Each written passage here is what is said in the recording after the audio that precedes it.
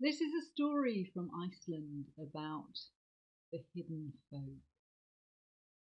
Because people arrived in Iceland quite late, really, much later than other lands. And the old ones held on there for a lot longer.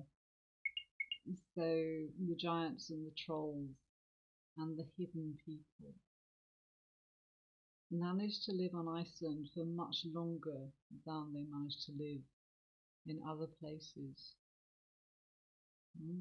It's true. And this is a story about cunning of the hidden folk. Cunning, maybe. There was once a nun named Florrie who he was an orphan. Both his parents died when he was very small. And so he was sent to live with whichever family were prepared to take him in, whichever family were prepared to feed him and clothe him. So Florrie grew up having whatever hand-me-down clothes no one else wanted, and having whatever food there was that was left when everyone else had eaten their fill.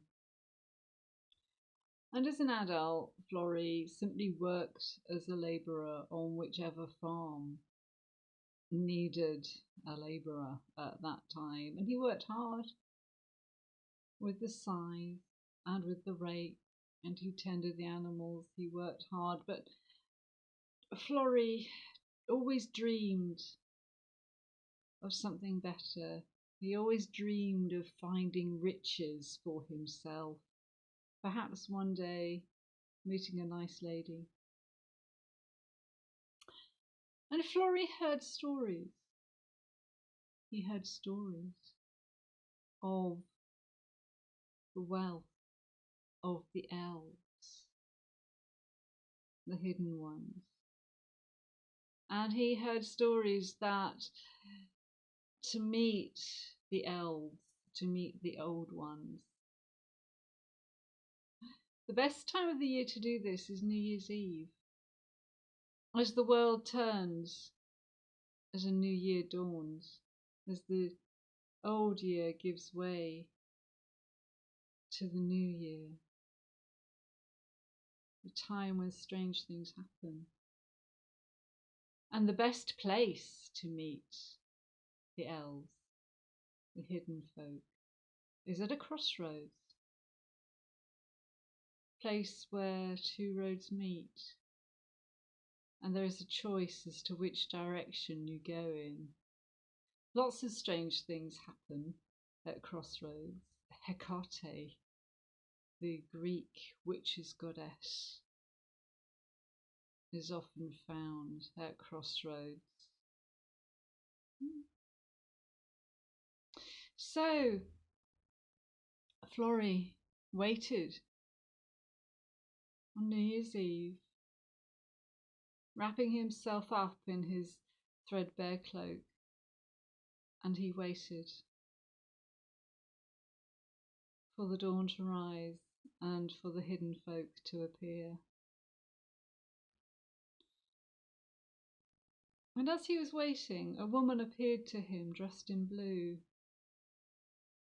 And she said, "Do not take anything that the elves offer you."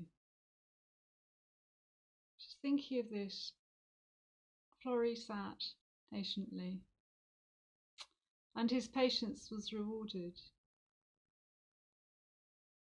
And the shining ones, the hidden people, appeared, and they were beautiful in Florrie's eyes, and well dressed, had long flowing hair and wore strange silver jewellery.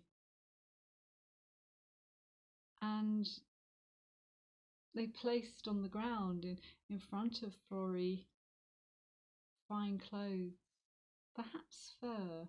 I like to think fur because I think Florrie was very cold. And things which to Florrie looked like treasure.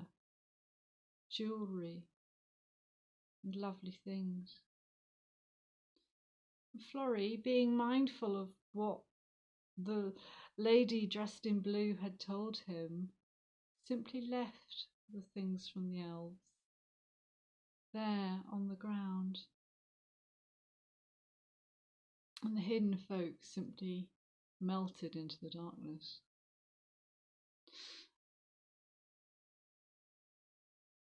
And the sun was beginning to rise when an elf who seemed younger than the rest, a mere child, came to Florrie as he sat there looking at what by now was a pile of fine clothes and fine jewellery. And she said, "Would you like to eat?" And what she offered Florrie was his favourite meal. I think this was what Florrie had often been given when meat is cooked over a fire and the fat rises up through the water. The fat congeals on the top. And that silver grey mass of animal fat had long been Florrie's favourite dish. And as he sat there in the cold, as the sun began to dispel the dark, with one eye on the pile of, I suppose, treasures, Florrie took the bowl of animal fat and began to eat. And as he ate his fill, the fine clothes and the beautiful jewellery simply vanished in the way that dew vanishes from grass in the sunlight. As Florrie was left sitting there, looking at the empty space where beautiful clothes and the fine jewellery had been. And something strange happened to Florrie. And he could no longer work with the scythe and bring in the harvest. He could no longer work with the rake and rake up the hay. He could no longer sow the crops. He could no longer tend the animals. And so for the rest of his days, Florrie sat by the fire, mostly mute, seldom speaking. And he looked into the fire, and no one was really quite sure what it was that Florrie could see in the dancing flames. But he sat by the fire knitting. He was a good knitter. And he sat by the fire knitting socks.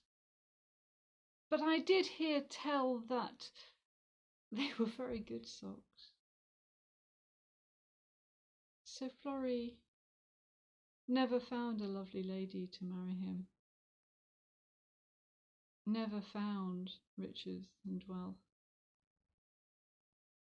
But he found something in the dancing flames of the fire and in his craft skill of knitting fine socks. But many people tell Florrie's story and tell it to their children.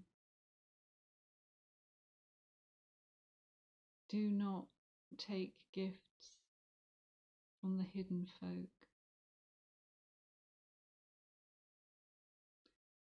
There's a lot of stories like that, about fairy gold, which in the morning is nothing more than a pile of dried leaves. Do not trust the old ones. Do not trust the fairies. Do not trust the elves.